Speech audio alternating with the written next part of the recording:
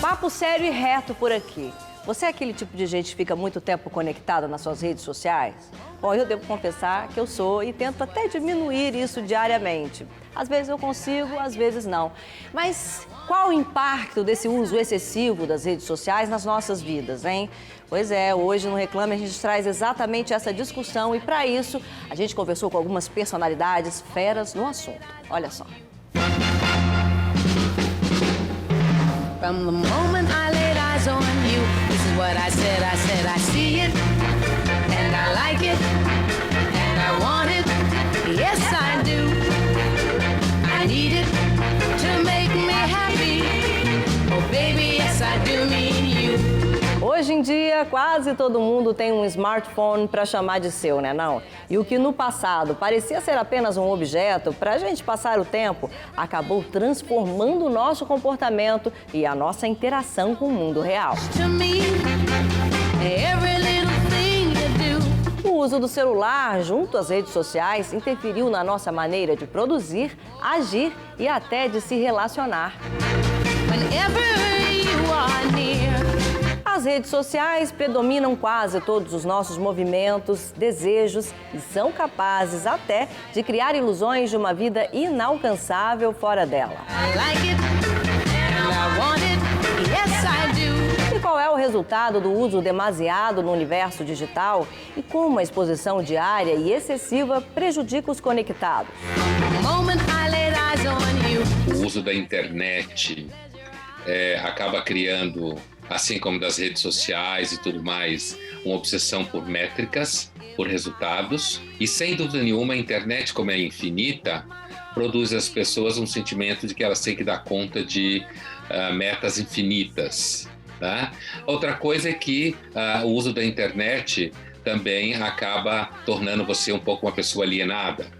Isso não é só você ou eu, isso é uma questão de época em que a gente vive, em que a internet é uma grande bolha e é como se o mundo do lado de fora não existisse. Falava-se muito da convergência entre on e off, é claro que na pandemia isso piorou, mas há uma tendência muito grande da vida online acabar devorando muitas dimensões da vida offline.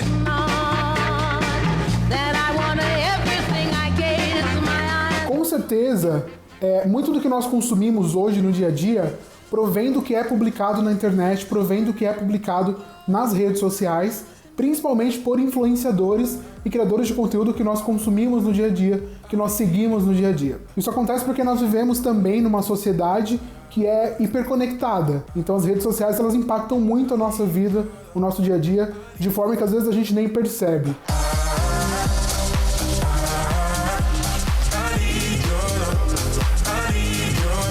Desde que as redes sociais decolaram, foi possível observar pequenas mudanças comportamentais na sociedade.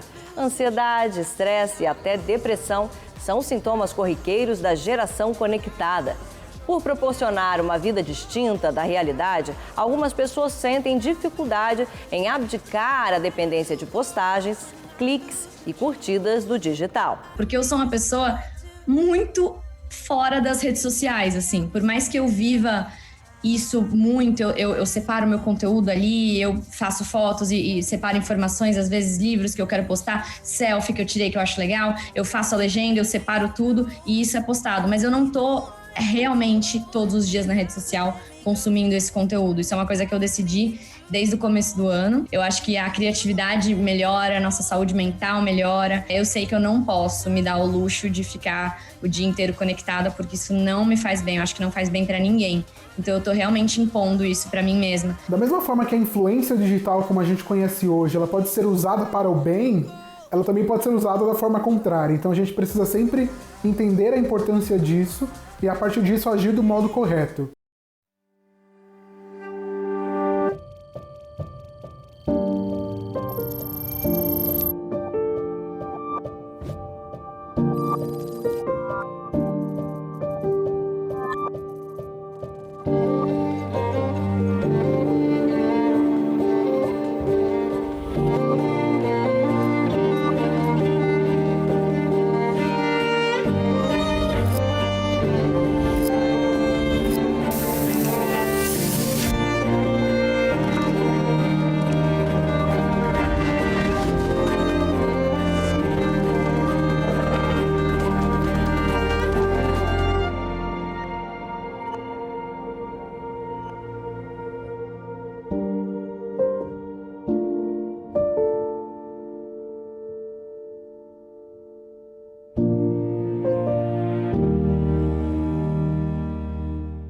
À medida que a internet, os aparelhos eletrônicos e os algoritmos evoluíram, as mídias tradicionais como jornal, televisão e rádio inevitavelmente sentiram a necessidade de uma mudança comportamental em massa. O conteúdo produzido antes por eles já não é o suficiente para atender à rapidez do mundo virtual e nem um único canal para produção e acesso a informações e conteúdo. A gente estava acostumado com um mundo onde a mídia era jornal, revista, televisão. E quem fazia a mídia, jornal, revista, televisão, normalmente tinha uma certa... não uma ideologia, tá? Não vou colocar ideologia aqui não, mas eram mais liberais, eram pessoas mais abertas para um monte de coisas novas que estão acontecendo no mundo, em costumes, sexualidade, economia, o que fosse. Estavam mais ligadas, estavam mais antenadas. E aquela mídia... E aquelas pessoas que controlavam aquela mídia, de certa maneira, impunham uma visão de mundo que eu concordo, tá? Que eu concordo, eu sou muito mais liberal do que a grande maioria, tá? Então, aquilo ali era de certa maneira, artificial, porque quando as mídias sociais apareceram, elas deram voz. Eu não acho que elas inflamaram, não, elas deram voz a uma maioria silenciosa que consumia aquele tipo de informação quieta. E que não reclamava, e que não tinha um canal de reclamação. E as mídias sociais começaram a dar a grande maioria, a minoria silenciosa brasileira, a minoria silenciosa do mundo, voz para questionar um monte de valores. Essa nova realidade está sendo muito difícil daquele os jornalistas, os publicitários, os cineastas, os atores, os fazedores de televisão, lidarem com essa porrada de volta, com essa oposição.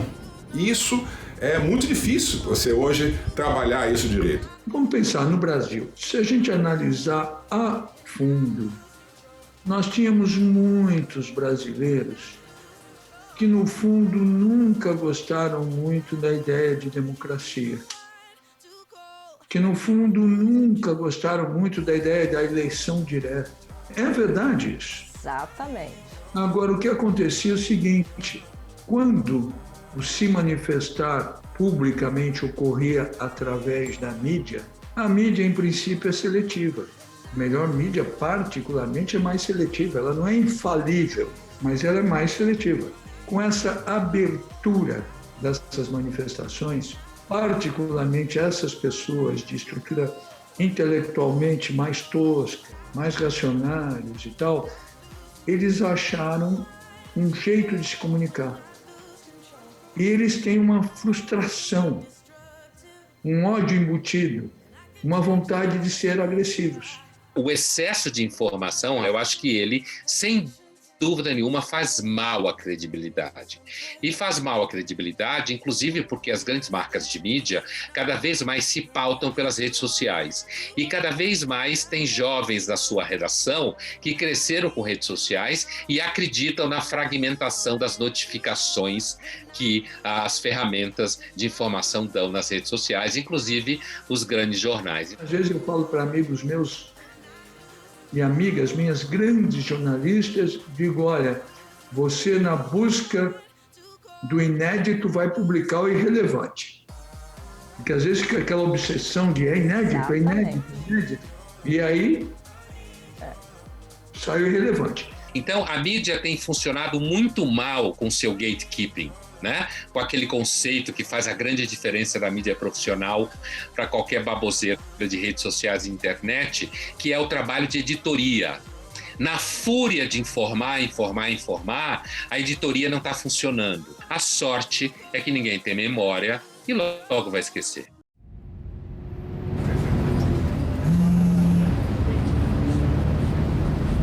Los haters se alimentan del odio. Por eso, respóndeles con amor.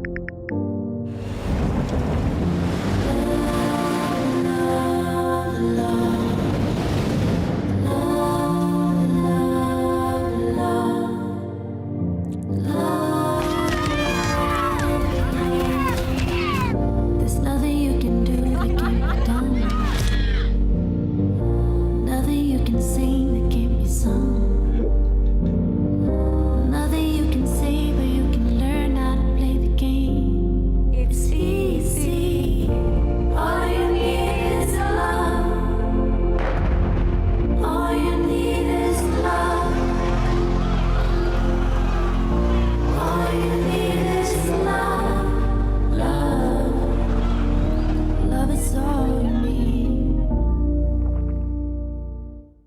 Outro ponto que deve ser visto com atenção no universo digital é a intensidade de julgamento e exposição da própria intimidade. Pessoas são manipuladas com êxito frequentemente na internet. E dentre os conteúdos e seguidores estão eles, os haters. É preciso saber lidar com um ambiente que pode ser acolhedor e hostil ao mesmo tempo. As redes sociais, que são irreversíveis e adoráveis, elas são um problema quando elas viram redes antissociais, né? E particularmente quando elas se usam da covardia do anonimato. Porque você vê coisas que são totalmente descabidas, sabe? Você está vendo uma entrevista de um sujeito que é o cara mais normal do mundo e de repente é um cara que fala assim, este babaca. E você diz, por quê? Nas redes sociais você pode ser famoso por 5 minutos. Você está lá em cima hoje, amanhã ninguém sabe quem você pode ser inclusive cancelado, né? E depois descancelado. Quer dizer, a humanidade sempre gostou de linchar e continua a gostar de linchar, odiar, bater nos outros, e as redes sociais dão essa chance de você cancelar, fazer a pessoa perder o emprego, perder o patrocinador, e você fica feliz fingindo que o problema era na realidade uma causa linda que você defende. Então eu nunca fui muito ligada no que falam de mim, sabe? Desde que eu saí do reality, eu acho que no começo foi uma bomba de informação, eu ficava um pouco assustada, então eu decidi me afastar de uma maneira saudável. Eu não vou saber o que estão falando de mim hoje no Twitter, por exemplo. Se eu fui num programa de TV e eu falei alguma coisa que alguém não gostou e que por acaso aquilo tomou uma repercussão, não é nada grave. Geralmente as pessoas que ficam muito conectadas, elas sabem, e delas falam, nossa, fui cancelada, e delas se explicam, daí vira um cancelamento muito maior, porque você se explicou de uma coisa que nem era tão verdade, que você se explicou. Então eu acho que assim, viva a tua vida de boa. Errar, eu vou errar em algum momento, eu não tenho problema nenhum de voltar atrás, de melhorar, de pedir desculpa, só que eu não sofro muito com isso não, porque eu acho que eu não fico muito ligada nessa energia. Tem que ter consciência que também, às vezes, a velocidade, principalmente da rede antissocial, da grosseria, ela é tão grande que basta você não dar bola que ela brevemente será substituída por uma outra cretinice. Ou seja, tem uma violência qualquer com você, você não dá bola, porque logo depois vai ter uma violência com outro que te substitui. É claro que ele tem vantagens, assim, a gente não está aqui na psicótica polarização em que a gente vive, que se você está falando uma coisa é porque o contrário é ruim ou bom. Então, a acessibilidade de conhecimento, durante a pandemia a gente consegue fazer cursos à distância, então a internet e as redes sociais têm enormes vantagens. É que como acho que há uma infantilização bastante significativa do mundo que a gente vive, às vezes aparece que é como se você está apontando problemas da internet e redes sociais, está falando que ela não presta.